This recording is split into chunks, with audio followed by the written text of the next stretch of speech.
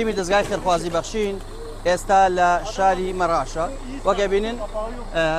ئامادەکاری ئەکرێ بۆ ئەوەی ئەم چێشتەکە ئێستا ئامادەکراوە بگەێنێتە دەستی